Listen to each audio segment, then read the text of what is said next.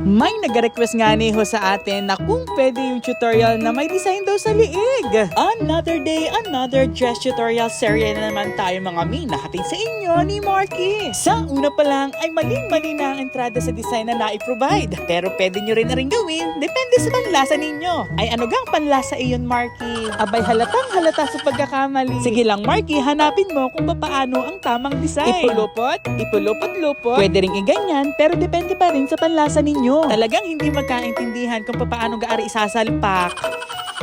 Kaya nga ho ako hindi magkaintindihan kasi kulang na yung tela natin na panali sa likod. Kaya gagawa talaga tayo ng paraan kung paano maimemeko sabay awa. Ayan na nga ho, nakagawa na naman nga ho tayo ng pangmalakasang design sa ating outfitan sa kasalan.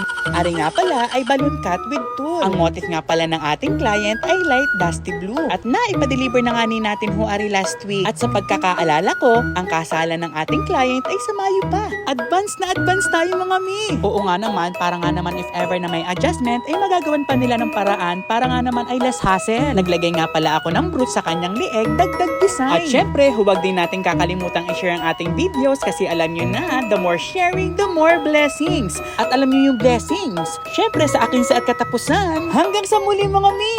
Wow, wow, chares!